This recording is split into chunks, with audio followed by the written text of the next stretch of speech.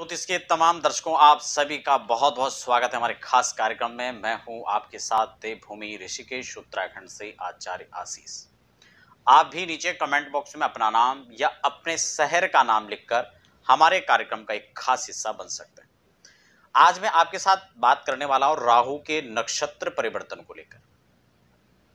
क्या प्रभाव रहेगा, कौन सी राशियों पर क्या स्थिति बनती हुई नजर आएंगी और विशेषकर हमें क्या सावधानी रखनी है, किस काम में हमें तरक्की यहाँ पर मिल सकती है, कौन से काम में हमें बढ़ावा देना चाहिए और कौन से काम को हमें अवॉइड करना चाहिए। साथ ही साथ उपाय को लेकर भी मैं चर्चा करूंगा। आप सभी की राशियों पर क्या क्या प्रभाव रहेगा, किस नक्षत्र में जाने पर क्या प्रभाव यहाँ पर बनेगा। 2021 और 2022 दोनों वर्षों में जाकर इसका प्रभाव आपको देखने को मिलेगा। मैं यहाँ पर इसी के साथ चर्चा करूंगा। हम फटाफट चर्चा कर लेते हैं बिना समय गंवाए। लेकिन सबसे पहले हमें अपनी राशि पर जाना हो तो आप प्लीज शुरुआत के जो एपिसोड की जो चर्चा है उसको आप जरूर सुने, समझें, ताकि आपको आकर के आगे जो है जो इसका विस्तृत फलादेश है आप उसको समझ पाए। अभी रोहिणी नक्षत्र में राहु चल रहे हैं, रोहिणी से कृतिका में चलेंगे। 5 अक्टूबर को यहां पर नक्षत्र परिवर्तन करेंगे राहु। कृतिका नक्षत्र भगवान सूर्य का नक्षत्र है और सूर्य के नक्षत्र में जाकर ये प्रवेश करेंगे। लेकिन खास बात क्या, वृषभ राशि के अंदर रहेंगे और वृषभ यानी शुक्र राशि, शुक्र की राशि में रहेंगे। और शुक्र जो है दैत्यों का गुरु है, यानी दैत्य गुरु शुक्र के राशि पर इनका संचरण रहेगा। बड़े आप इसको समझने का प्रयास करें बड़े धैर्य से। तो आप जो है 5 अक्टूबर से लेकर 6 जून को जो है यहाँ 6 जून तक स्थिति यहां पर बनी रहेगी। 5 अक्टूबर 2021 से लेकर 6 जून 2022 तक की यहां पर स्थिति ये बनेगी। अब हम यहां पर देख लेते हैं कि जो ये स्थिति बन रही है यहां पर वृषभ राशि में, जैसे मैंने आपको बता दिया, मेष में स्थिति कुछ ठीक नहीं रहेगी जब मेष राशि के अंदर रहेगी। लेकिन वृषभ राशि के अंदर जब तक शुक्र रहेंगे तो ये शुक्र यहां पर शुक्र की राशि में यहां पर राहु अच्छा फल देंगे। अब हम बात कर लेते हैं, थोड़ा राहु के बारे में समझ लेते हैं, राहु का होल्ड कहां कहां होता है, विशेषकर किन लोगों को इसका लाभ या इसका जो परिणाम खासकर है वो किन लोगों को मिलेगा। देखिए, यदि आप टेक्नोलॉजी के क्षेत्र से जुड़े हुए हैं, कोई भी टेक्निकल फील्ड है, आप उसमें आपका प्रवेश है, तो आपके लिए राहु यहां पर खासकर इफेक्टेड रहने वाला है। अगर हम बात करें इसके अलावा टेलीकॉम सेक्टर में, चाहे वो टेलीकॉम कंपनी में काम कर रहे हैं या उससे जुड़े हुए आपकी कोई शॉप है, तो इन तमाम चीजों में अगर यहाँ पर स्थितियां हैं, आप उससे क्षेत्र से जुड़े हुए कार्य आप कर रहे हैं, तो वह भी आपके लिए अच्छा है। एक और चीज हम यहाँ पर समझ लें, मान लो आप शेयर मार्केट में काम कर रहे हैं, क्योंकि धन के प्रदाता भी इनको कहा जाता है, जिस पर मेहरबानी भी उसको राहु रातों रात में जो है अनाप शनाप धन की प्राप्ति करा देता है। लेकिन जिसके विरोध में खड़े हुए रात ही रात प्रसंग बदल जाएगा और मुकदमेबाजी शुरू हो जाएंगे, झगड़े क्लेश। तो यहां पर राहु का परिवेश कहां कहां रहेगा उसको हम समझ लेते हैं। जैसे कि मैंने आपको बताया, आपको जो है टेलीकॉम सेक्टर है या इंपोर्ट एक्सपोर्ट का जिनका काम है, या फिर सट्टा लॉटरी आदि का जो कार्य करते हैं, या फिर शेयर मार्केट से संबंधित जिनका काम है, टेक्नोलॉजी का कोई भी फील्ड है, इसके अलावा जो विदेश से चाहे वहां से अर्निंग का कोई स्रोत है या आप विदेश जाना चाह रहे हैं, इन सब चीजों में भी राहु का अच्छा खासा होल्ड माना जाता है। रोग की बात करें तो रोग में भी खासकर वात रोग है, पित्त रोग है या एक्सटेंटल योग जो है यहां पर राहु बना देता है। विवादों से कहीं ना कहीं नाता इनका जुड़ा रहना यह भी एक स्वाभाविक वृत्ति है। तो ये कुछ खास चीजें हैं, मुकदमेबाजी है, इनमें जो है राहु का बड़ा होल्ड रहता है। विस्तार से भी मैं आपके साथ चर्चा करूंगा, लेकिन इस एपिसोड में मैं प्रयास करूंगा कि बहुत कम शब्दों में आपको विस्तार से मैं जानकारी दे सकूं। तो दर्शकों, यहां पर हम सबसे पहले मेष की स्थिति को समझ लेते हैं। अगर मेष राशि की कुंडली को हम देखें तो वृषभ राशि इनके यहां पर राहु जो है मेष राशि के हिसाब से देखा जाए तो राहु 12th हाउस में पड़ेंगे, ठीक है। और 12वां भाव हमेशा रोग कर्ज का होता है। बस सिस्टम भाव से भी हम इसको देखते हैं, लेकिन खर्च का खासकर हम भाव 12th हाउस से ही हम इसका विचार करते हैं। तो यहां खर्च बढ़ने की प्रबल संभावनाएं बढ़ जाएंगी। लेकिन एक चीज और मेष राशि वालों के लिए यहां पर अच्छा रहेगा, क्योंकि दृष्टि, अच्छा एक चीज और भी है, जहां राहु बैठेंगे वहां इतना बड़ा इफेक्ट नजर नहीं आएगा।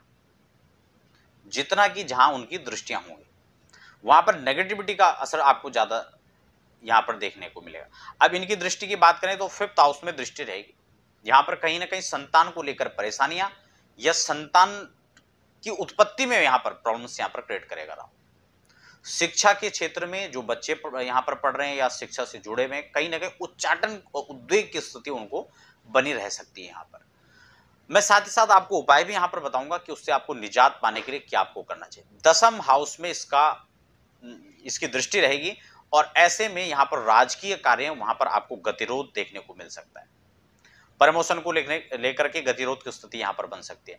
तो सबसे अच्छा उपाय आपको क्या करना चाहिए कि जहां भी आप शयन कक्ष आप अपना जो है जहां शयन कक्ष है वहां पर आपको मयूर का पंख यानी मोर का पंख आपको रखना चाहिए।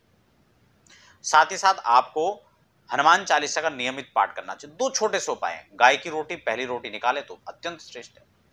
वृषभ राशि की स्थिति हम अगर देख लें तो यहां पर आपके अपने ही राशि पर रहेंगे, तो सबसे पहले जहां आपके मन में उद्विग्नता रहेगी, इसके साथ ही हेल्थ इश्यूज यहां पर आ सकते हैं, थोड़ा सावधानी यहां पर आपको रखनी पड़ेगी। एक खास बात और है कि यहां कहीं ना कहीं उच्चाटन की स्थिति के साथ साथ आप टेंशन में आ सकते हैं, डिप्रेशन की स्थिति बन सकती है, अपने कार्य क्षेत्र से जुड़े हुए उलझनें आपको बढ़ सकती हैं। 7th हाउस से रिलेटेड भी यहाँ पर दिक्कत हो सकती है। तो कहीं ना कहीं जो पार्टनर है, चाहे लव पार्टनर है, लाइफ पार्टनर है, बिजनेस पार्टनर है, ये सब आपको तनाव की स्थिति यहाँ से भी उत्पन्न हो सकती है, इनके साथ मतभेद की स्थिति हो सकती है। तो आपके लिए ज्यादा अच्छा रहेगा एक तो मैनेजमेंट आप अच्छा रखें और दूसरा कहीं ना कहीं वाणी पर संयम आप रखें, तो यहां पर आपके लिए अच्छा साबित हो सकता है। आपको भी नियमित रूप से एक गऊ के लिए एक रोटी नियमित रूप से निकालनी चाहिए और हनुमान चालीसा का नियमित रूप से पाठ करें और ओम सूर्याय नमः इस मंत्र का आप नियमित जाप करें तो आपको अत्यंत अच्छा लाभ होगा। मिथुन की बात कर लेते हैं तो आपका यहां पर जो है मिथुन राशि की स्थिति देखिए, मिथुन राशि के हिसाब से देखा तो 12th हाउस में संचरण करेंगे। अब यहां पर देखो, यहां पर द्वादश से संबंधित यहां पर खर्च बढ़ेंगे, मुकदमेबाजी का यहां पर हो सकता है, विवाद हो सकता है, विदेश यात्राएं, उसकी धनागम की स्थितियां भी बनेंगी, लेकिन खर्च की स्थितियां भी यहां पर बनेंगी। खास बात यहां पर क्या है कि ये जो दृष्टि यहां पर रहने वाली 4th house 6th and 8th house में रहेगी, यहां पर शत्रु विरोधी तो परास्त होंगे लेकिन रोग भी बढ़ सकता है, ठीक है ना। इसको लेकर थोड़ा सा आपको सावधानी रखनी होगी, सजगता आपको बनाकर रखनी होगी। और एक चीज और है, कोई नई चीज में आपको इन्वेस्ट नहीं करना चाहिए। कोई गाड़ी खरीदने, वाहन खरीदे तो आपको थोड़ा समय रुक जाना चाहिए या कोई सटीक समय देख करके आपको लेना चाहिए सही अच्छे मुहूर्त में। सूर्य उपासना करना आपको बिल्कुल नहीं भूलना चाहिए, नियमित रूप से सूर्य अर्घ्य दीजिए, लाल रोली डाल करके दीजिए, सूर्य को प्रबल करें, ठीक है।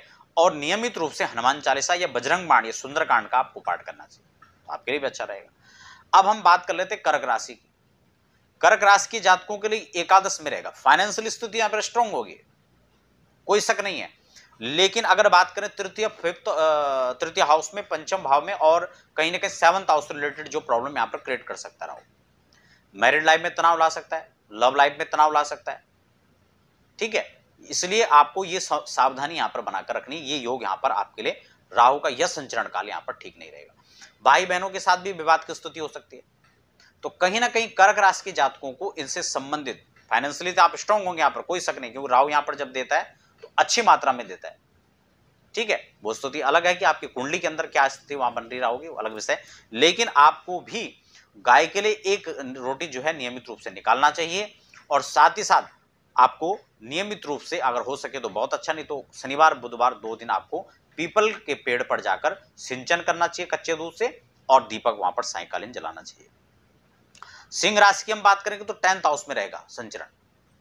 अगर आपके यहां पर राजकीय कार्य तो बन सकते हैं, कोई आपको टेंडर मिलने वाला है, कोई आप ठेकेदारी का वर्क करते हैं, चाहे गवर्नमेंट कॉन्ट्रैक्टर हैं चाहे प्राइवेट में, तो आपको यहाँ कार्य क्षेत्र के हिसाब से देखा जाए तो अच्छा रहेगा। लेकिन कहीं ना कहीं धन भाव के अंदर आपका जो है धन भाव और चतुर्थ भाव यहां पर थोड़ा सा प्रभावित हो सकता है। साथ ही साथ जो 6th हाउस है उसमें भी यहां पर समस्याएं हो सकती हैं। अब वहां पर समस्याएं क्या होंगी, शत्रु आपको दबाएगा नहीं, शत्रु आपसे यहां पर भागते फिरेंगे, स्थिति ये बनेगी। इसके अलावा हम बात करें तो चतुर्थ, तो यहां पर माता का स्वास्थ्य ध्यान रखना पड़ेगा और थोड़ा सुखों में कमी को ला सकता है, तो वाद विवाद से बचना है कहीं ना कहीं। और जो सुख संसाधन है उसमें वृद्धि नहीं होने के योग है, इसलिए कोई भी काम करे तो उसको सोच विचार कर आपको करना चाहिए, तो यहां पर प्रतिकूल भी अवस्थाएं बन सकती है। अब हम बात कर लेते हैं अगर कन्या की, तो कन्या के हिसाब से ये जो है आपका दसम के अंदर, सॉरी 9th हाउस में रहेंगे, भाग्य भाव में। तो यहां पर तो बहुत ज्यादा इफेक्ट इसका नहीं दिखेगा, लेकिन लग्न स्वास्थ्य का आपको ध्यान रखना पड़ेगा और तृतीय पराक्रम का ध्यान रखना पड़ेगा। मेहनत तो बढ़ेगी, लेकिन भाई बहनों के साथ, कहीं ना कहीं दोस्तों के साथ यहां पर विवाद की स्थिति पैदा हो सकती है। और साथ ही साथ पंचम भाव से रिलेटेड चाहे शिक्षा हो, संतति हो, इसमें आपको थोड़ा इफेक्ट यहां पर झेलना पड़ेगा। तो सावधानी कहीं ना कहीं बनाकर रखनी होगी। नियमित रूप से बजरंग बाण का पाठ, संतान से यहां पर जो है समस्याएं हो सकती है, तनाव की स्थिति हो सकती है, कोई वाद विवाद हो सकता है, संतति उत्पत्ति में यहां पर प्रॉब्लम हो सकती है। तो इसलिए यहां पर थोड़ा सावधानियां बनाकर रखनी होंगी। तुला के हिसाब से बात करें तो 8th हाउस के अंदर राहु रहेगा। तो राहु यहां पर 8th हाउस में भी अच्छे परिणाम देते हैं, लेकिन द्वादश में यहां पर एकादश के अंदर इनका प्रभाव रहेगा। तो इसलिए यहां पर खर्चे की स्थिति और आमदनी के जो साधन संसाधन है उसमें थोड़ा सा ब्रेक हो सकता है। लग्न पर यहां स्वास्थ्य को लेकर थोड़ा सा आपको सचेत रहने की आवश्यकता है। और कहीं ना कहीं भाई बहन मित्र संबंधित इन लोगों के साथ आपको वाद विवाद में नहीं उलझना है, इनके साथ मैत्री भाव रखना है, जो आपके लिए अच्छा रहेगा। फाइनेंशियली हम बात करें तो जैसे कि मैं आपको बता चुका हूं 11वें भाव के अंदर रहेंगे, तो यहां पर बहुत ज्यादा इफेक्ट पॉजिटिव भी नहीं तो नेगेटिव भी नहीं कहा जा सकता है। अब हम बात कर लेते हैं धनु राशि के जातकों के लिए। धनु के हिसाब से देखा जाए तो छठे भाव के अंदर संचरण होगा, और छठे भाव के अंदर यदि संचरण का है तो यह भी आपके लिए शत्रुओं के दमन के लिए विशेषकर अच्छा रहेगा।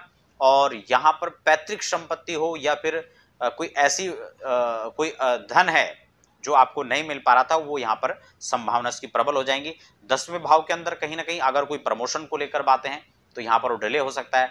अगर कोई कॉन्ट्रैक्टर आप हैं, कोई ठेके आपको मिलने वाला, तो वहां पर थोड़ा सावधानी आपको रखनी है, हाथ से छूट सकता है। तो ये स्थिति प्रतिकूल यहां पर बन सकती है। और धन भाव के अंदर कहीं ना कहीं आपको यहां पर स्थितियां कुछ अच्छी और कुछ नकारात्मक दोनों ही आपको देखने को मिलेगा। कुल मिला के सामान्य स्थिति रहेगी।